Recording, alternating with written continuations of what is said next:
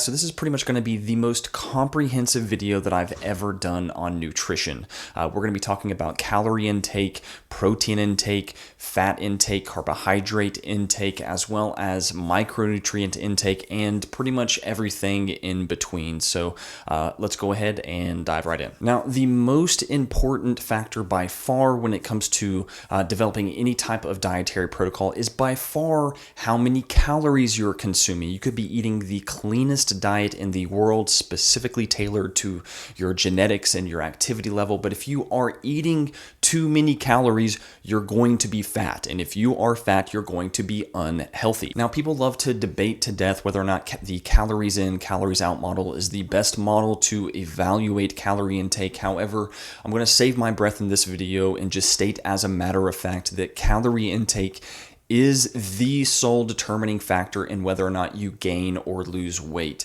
If you consume less calories than you're using, you're going to lose weight. If you consume more calories than you're losing, you're going to gain weight. It's just as simple as that. Now, if you're trying to reduce your calorie intake for the purpose of losing weight, which many men should be doing, there are usually 5 primary ways to reduce your caloric intake. One is to just simply do the traditional calorie counting. 2 is to restrict protein intake.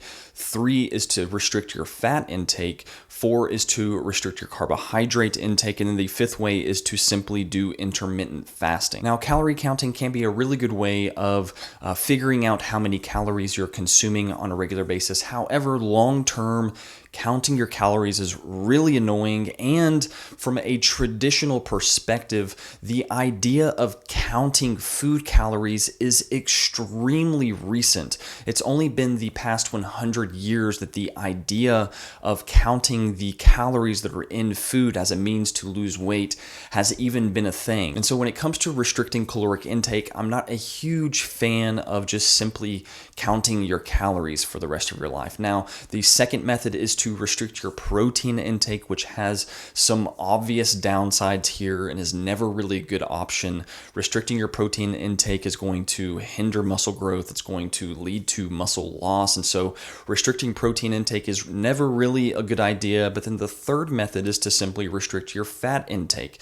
Now, because fats are also an essential nutrient like protein, this is usually not the best route either, unless you are just consuming a ton of fat that is leading to a calorie surplus, that's leading to a weight gain.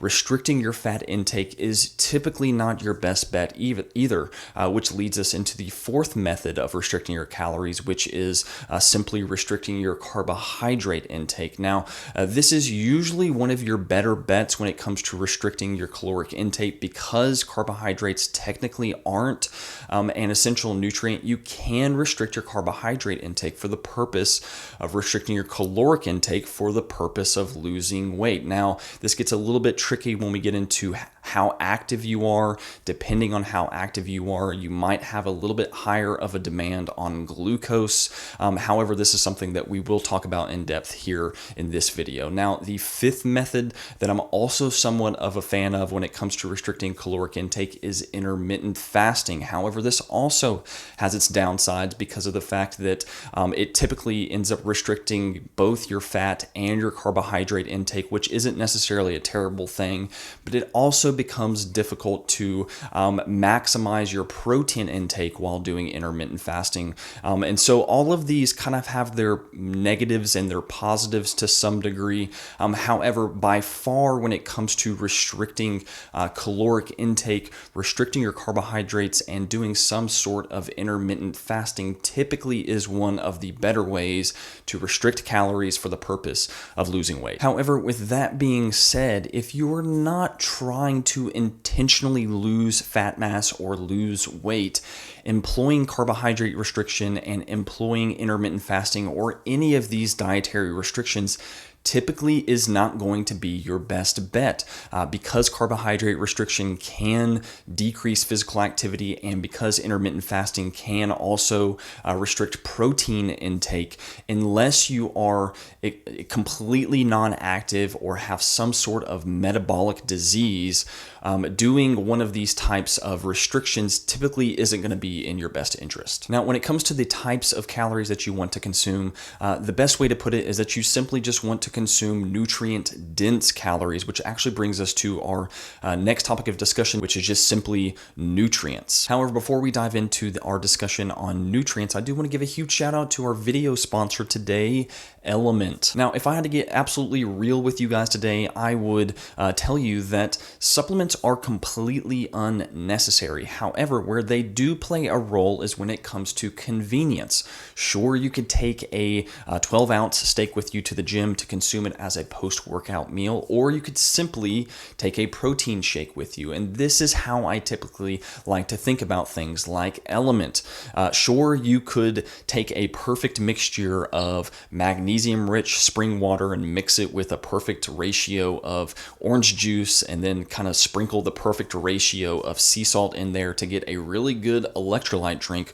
Or you could simply open a packet of LMNT, put it into your water, shake it up, and you are off to the races. And so if you guys have never tried LMNT before and are looking for an effective and tasty way to hydrate, I would highly recommend my friends over at LMNT. And right now, they're currently offering you guys a free sample pack of LMNT with any purchase. And so make sure to check out the link down below or go to drinklmnt.com/nutrition library to snag this offer. Now, when it comes to nutrients, there are typically two primary categories of nutrients: macronutrients and micronutrients. Now, when it comes to macronutrients, obviously we have protein, fats, and carbohydrates. And so that's what we're going to talk about here is the three types of macronutrients and how to proportion your macronutrients. And the first one we're going to talk about is protein. Now, protein is arguably one of the most important, if not the most important nutrient to the human body.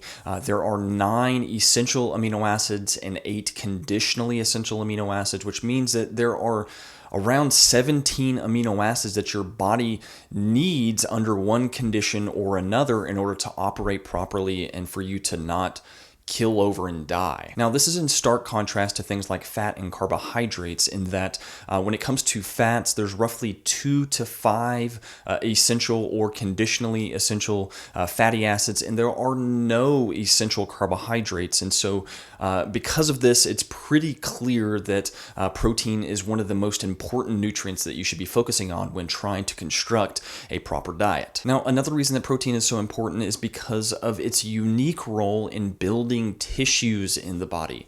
Not only is protein involved in the building of muscle tissue, but it's also involved in the production of pretty much every other tissue in the body, as well as hormones, neurotransmitters, and enzymes. And so when you don't get enough protein, yes, you're not going to have as much muscle mass as you could, but there are also a ton of other negative consequences. And so ensuring that you're getting enough protein and the right types of protein is extremely important. Now, there's no real consensus on how much protein you really need throughout the day. However, the consensus is that you need somewhere between 0.7 to 1.2 grams per pound of body mass. And this has there's a lot of different factors that go into specifically how much protein you need, your activity level, how many carbs you're consuming, how much fat you're consuming, and your just personal genetics. And so I wish I could give you a clear answer as to how much protein you should be consuming, but in general, a basic rule of thumb is to simply hit 1 gram per pound of body mass. Now, again, you might need a little bit more or a little bit less depending on your activity level and the other nutrients that you're consuming throughout the day, but that's usually a good rule of thumb. Now, when it comes to the types of protein that you want to consume, the answer to this is pretty dang obvious in my opinion. It's animal protein, and there are several reasons for this, but the primary one is that it's simply more efficient to consume animal protein than plant protein. The sheer quantity of food volume that you would have to consume from plants in order to adequately meet your amino acid needs is just simply impractical when you can just simply eat a steak and several eggs in a day and meet your protein intake. It's just it's way more simple, way more efficient, and traditionally this is how humans met their protein needs. Isn't by planting and harvesting a butt ton of soybeans and flax seeds every year, but it's simply going out on one hunt, hunting down a deer or a buffalo or some sort of ruminant animal and then eating that meat for several weeks. It's just way more efficient, way more historically accurate, and secondarily tends to provide you with far more nutrients than plants would, and helps you to avoid a lot of the other compounds that are in plants that can tend to cause a lot of people issues. And then on top of this, there's actually a ton of amino acids that are found in animals that you literally can't even get from plants. And so unless you're taking some ill-informed moral stance against eating animals, there's really no good argumentation against the consumption of animal protein over plant protein. Now, if you're looking for really nutrient-dense sources of protein, these are some of the best. And so if you want to pause this and take a screenshot, go ahead. But otherwise, we're going to go ahead and move on to talking about the second macronutrient, which is fat. Now, when it comes to fat as a macronutrient, fat is somewhat unique in that it can both be primarily used as an energy substrate directly and as a building block for various tissues and enzymes and things of that nature. Now, the difference between fat and protein in this regard is that protein has to be converted into glucose to be utilized as an energy substrate, whereas fat does not. Now, fat can be utilized to be converted into glucose in order to fuel glycolytic function. However, again, it can be directly used as an energy substrate, and it primarily is, which is why fat is typically considered to be an energetic macronutrient, somewhat similar to carbohydrates. Now, when it comes to the amount of fat that you have to consume or need to consume, the main thing to keep in mind here is that, again, your body does require fat for bodily functions. There are 2 to 5 essential fatty acids that are required through the diet. And then on top of that, your body does utilize fats in a similar way to proteins to help build tissues. And so there's really only so far you can go when restricting your fat intake, which means that most men should at the very least be consuming somewhat of a moderate fat content in their diet. Now, when it comes to the top end of the range of how much fat you should be consuming, a lot of that simply has to do with how many carbs you're consuming. We'll dive really in depth into that here in a moment, but in general, if you're consuming a lot of carbohydrates to fuel high intensity exercise, it's usually best to consume a lower fat diet. And then when it comes, if you're not very active, you're not consuming a lot of carbohydrates, consuming a higher fat diet is usually in your best interest. Now, again, your fat intake should be determined by the level of activity that you're engaged in, as well as your carbohydrate intake. But in general, the general range of calorie consumption from fat is usually between 30 to 70% of total caloric intake. Now, when it comes to the type of fat that you want to consume, it is worth noting that there are 3 primary types of fat. There are saturated fats, monounsaturated fats, and polyunsaturated fats. Now, saturated fats typically come out of animal sources. However, there are some common sources of saturated fat from plant sources such as coconuts and palm fruit. Now, monounsaturated fats are found in both animal sources and plant sources. And then when it comes to polyunsaturated fats are almost exclusively found in the seeds of plants and plant oils, as well as fish. Now, none of these fat sources are necessarily terrible for you. However, there are a lot of caveats that should be noted here, and the proportion of these fats in your diet is important. Now, first and foremost, polyunsaturated fats are technically the only essential dietary fatty acids.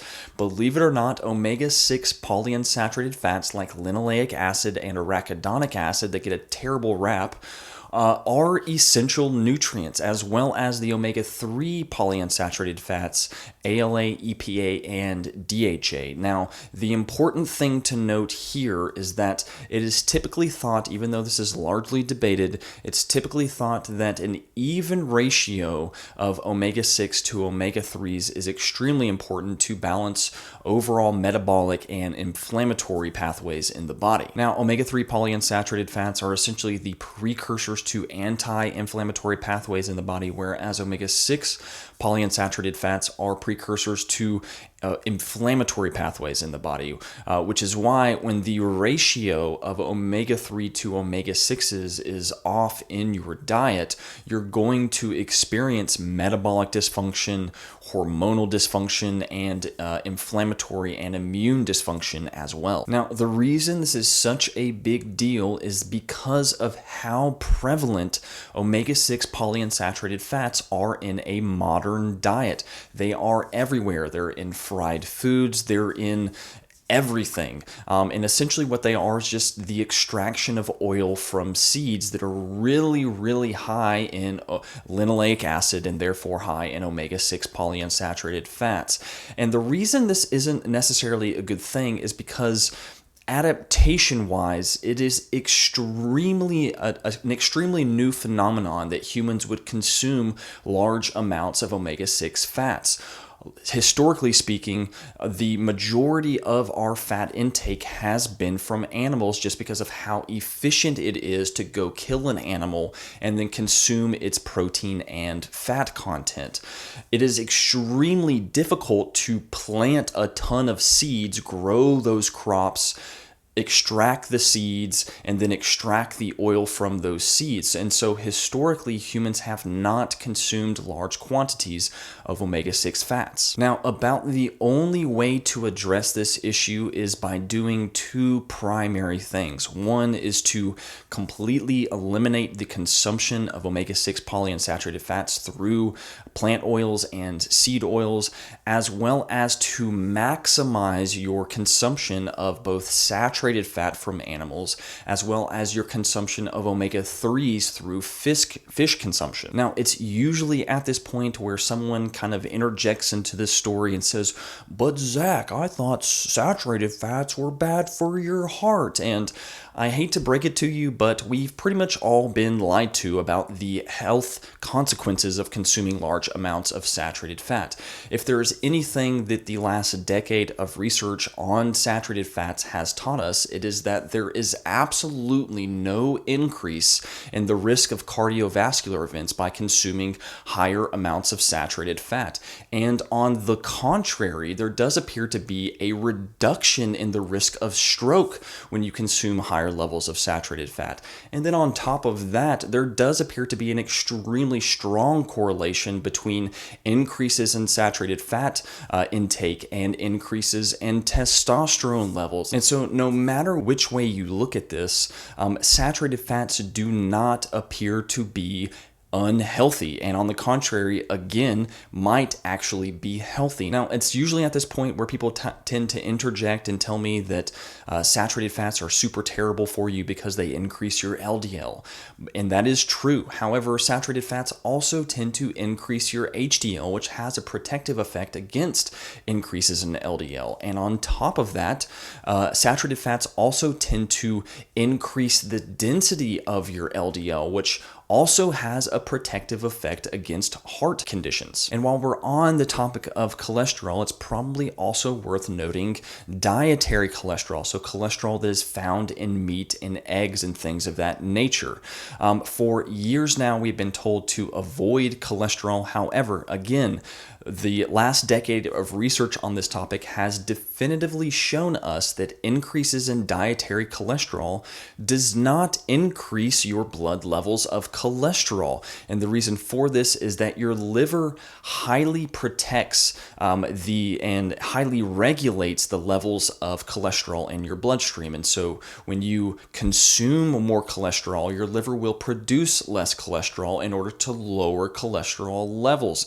And on top of that, cholesterol does an extremely poor job of crossing the gut barrier. And so most of the cholesterol that you consume isn't even absorbed. And so I say all this to say that dietary cholesterol for most people that don't have some sort of crazy genetic disorder is not a concern whatsoever. Now, if you're looking for some of the best fat sources, I'm going to throw again some of these on the screen here. So make sure to pause and take a screenshot if you want to, but otherwise we're going to go ahead ahead and move on to carbohydrates. Now, when it comes to carbohydrates, this is usually one of the more contentious topics within the nutritional community. You usually fall into one of two categories. Either you love carbohydrates because they fuel your workouts and your bodybuilding goals, or you absolutely hate carbohydrates and you think that they're absolutely the devil and they will kill you as soon as you eat them. And I typically don't fall into either of those categories. Now, don't get me wrong, carbohydrates are in fact the only non-essential macronutrient. You could go your entire life without ever consuming another carbohydrate and you would be entirely healthy when you die. However, there are some practical use cases for carbohydrates, specifically within the context of high-intensity exercise. Now, it is worth noting here that large quantities of carbohydrates are really kind of hard to find in nature. You can find them in grains, but grains are kind of hard to digest and it's hard to get large quantities of them, and then you got to process them in order to get to the starch. And then there's tubers and potatoes and things of that nature. You've got roots that are, again, kind of hard to get to. You've got to dig them out of the ground, and then they're kind of like fibrous and difficult to eat. And then you also have fruit, which is typically one of the better options when it comes to carbohydrate intake. But even then, fruits are limited to a very specific season of the year. And so historically speaking, humans, it's been hard for us to come across large quantities of readily available carbohydrates. And because of this, I do think there is a bend towards our metabolism towards using primarily proteins and fat. But with that being said, I also think that there is a bend away in our metabolism, away from doing high intensity exercise every single day. Typically speaking, humans, men in particular, would have gone on a hunt once a month, once a week, maybe, in order to acquire enough food for their family. And then they would spend most of their time walking and then sometimes lifting heavy things in order to build things. This idea of going to the gym every single day is a relatively new phenomenon. And so because of that, if you are engaging in that type of activity, it probably is in your best interest to also introduce some carbohydrates into your diet in order to fuel that type of somewhat unnatural activity level. Now, don't get me wrong, I'm a huge fan of going to the gym and exercising with as much intensity as possible on a regular basis, but I do think that there needs to be some sort of happy medium when it comes to activity level. For instance, I only go to the gym 3 times a week just because of the stage of my life that I'm in right now. It's not a huge priority for me to be as jacked and shredded and in shape as possible. However, I am trying to stay active because that is the best thing to do. And so because of this, I don't have a need to consume large quantities of carbohydrates. However, because I am utilizing glucose as an energy substrate during those activities, I do consume a somewhat low to moderate carbohydrate intake. Now, for somebody who is completely inactive, it would probably be in your best bet to consume almost no carbohydrates simply because you're not using them. If you're not going to use them, don't eat them. And then on the flip side of that, if you're someone who is extremely active, maybe even a professional athlete, a bodybuilder, something of that nature, consuming larger amounts of carbohydrates can also be in your best interest to help replenish some of the carbohydrates that you're using during exercise, while also helping to maintain lower levels of stress and just improve the recovery process. Now, the precise amount of carbohydrates that you're going to consume on a daily basis that's ideal for you personally is going to be dependent, again, on your activity levels, but also your genetics and how well genetically you process carbohydrates. But it's always going to fall usually between 0 to 45% of your caloric intake. Now, when it comes to the types of carbohydrates that you want to consume, the typical wisdom has been over like the past 50 years to always eat complex carbohydrates, eat your whole grains. And to be honest, this is probably good advice to somebody who is completely inactive. For someone who is completely inactive and doesn't require glucose or carbohydrates through their diet, consuming whole grains and complex carbohydrates is usually in their best interest because they're usually very insulin insensitive and aren't able to process glucose properly. However, if you are at least moderately to highly active, eating complex carbohydrates probably isn't in your best interest because of all the other issues that come along with eating complex carbohydrates. Complex carbohydrates are extremely difficult to digest, and so if you're consuming moderate to higher amounts of carbohydrates, it's usually best to just consume simple carbohydrates. And especially if you're already active and you're insulin sensitive, the blood sugar spikes that you're going to get from consuming simple carbohydrates just isn't that big of a deal. Now, when it comes to the best carbohydrate sources, I usually like to list them out as fruit as number one, and then you kind of have like honey and maple syrup in their own category, and then beyond that would be the starches. And so your two categories would be you have your sugar-based carbohydrates and then your starch-based carbohydrates. Now, if you are trying to specifically replenish muscle glycogen after a workout, the best thing to do is to consume starches. And that's because starches do a much better job at being converted into muscle glycogen when compared to things like fructose. Now, fructose can be converted into glycogen, but it's usually only converted into glycogen in the liver and stored as glycogen in the liver. Now, you also need to replenish liver levels of glycogen because that is the glucose that is typically used for the purpose of fueling the brain outside of the context of blood sugar from just the diet in general. And so generally speaking, having an even mixture of all of these different types of carbohydrate sources typically is going to give you a constant flow of blood sugar, prevent blood sugar crashes, while also ensuring that you're replenishing muscle glycogen if you're highly active, as well as your liver glycogen for the purpose of fueling brain activity. Now, while we're on the topic of bread in particular, I think it's also worth noting that the type of white bread that you consume is also important. Now, the two most important things when it comes to choosing the right bread for you is one, making sure that it's white to avoid all the other junk that comes in whole bread, and two is to make sure that it is organic so that you're avoiding all the pesticides and herbicides that are sprayed on conventionally grown wheat. Now, you can also go the extra step of getting a sourdough bread, which is obviously going to kind of break down some of the gluten, some of the phytic acid, and some of the other allergenic and less digestible portions of bread. And so when you're buying your bread, it's really important just to not buy a random loaf of bread off the shelf, but to actually inspect the ingredients and make sure that it's going to kind of meet all the qualities that you're looking for in a healthy loaf of bread. Now, if you are someone, again, who is completely inactive, you can completely disregard everything that I just said about carbohydrates. If you're not going to use them, do not eat them.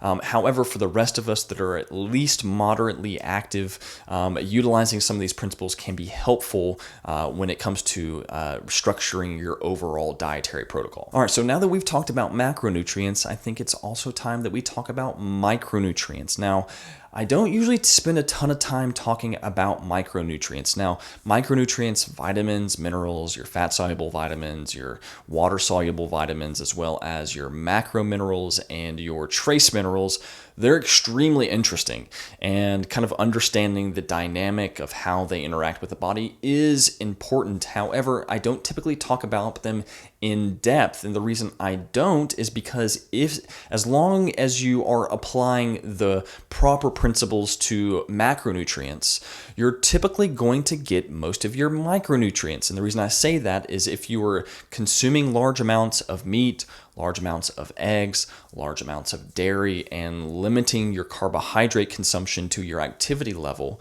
you're typically going to get most of your micronutrients. And the second reason I don't talk about it a ton is simply because the idea of eating a food for a very specific vitamin or mineral is an extremely recent idea.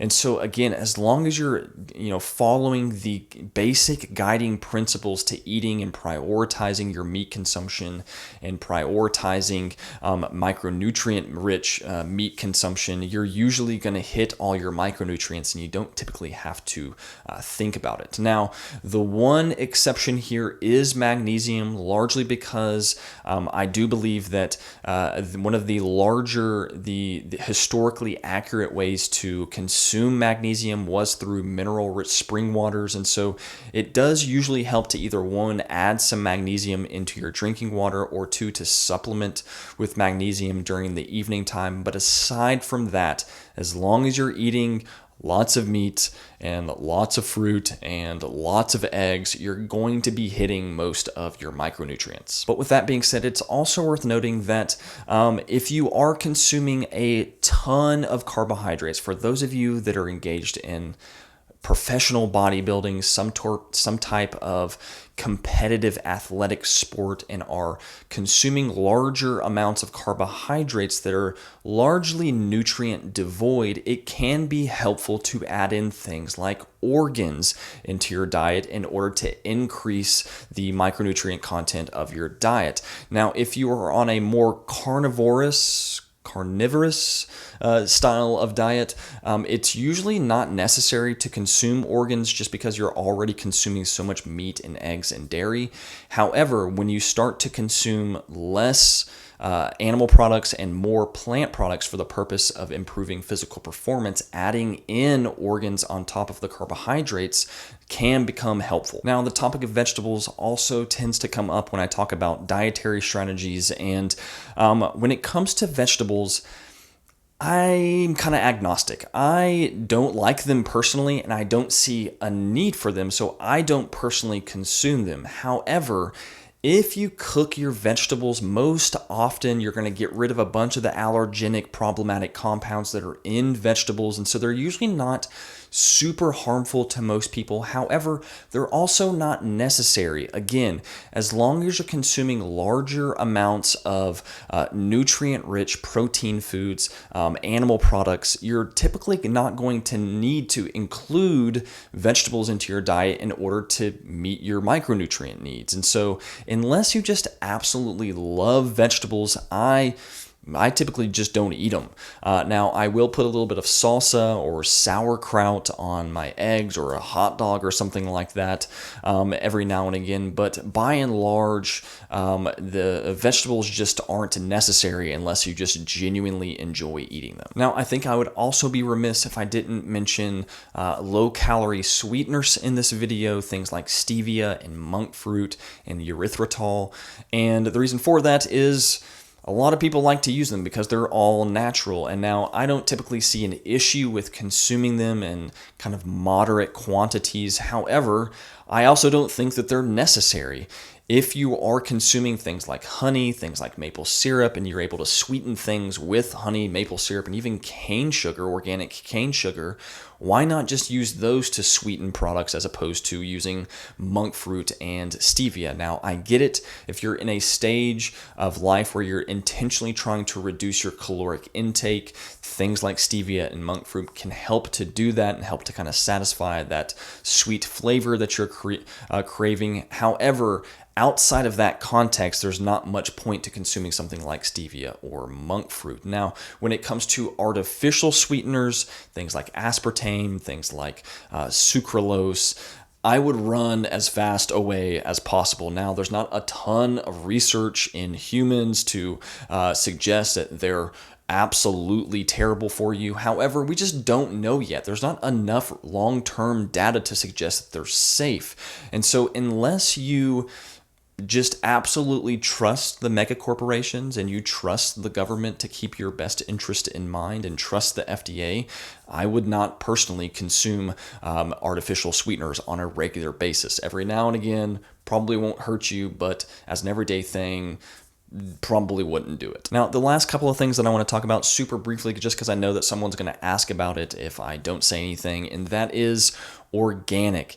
Now, eating organic, it's important, but it's not the end of the world if you don't eat organic. But over the long haul, I do think it is important to not eat conventionally grown foods and meats. And the reason for that is because of the pesticides and herbicides that can just wreak havoc on your metabolism and hormone levels. And so if you have the option between something that's conventional and organic, definitely best to choose something organic. And then when it comes to tap water, you guys know the deal here. Tap water sucks. Bunch of garbage in it, so just avoid that at all costs. And other than that, I think that's it. So if you guys have any questions whatsoever, please leave a comment down below. I'll try my best to answer as many of those as possible. If you're looking for coaching, if any of this is just too complicated to you, if you're looking for help, please reach out. I am currently taking on some clients. I do have a few spots left, and so feel free to book a free call down in the description. But other than that, guys, I will see you guys next time.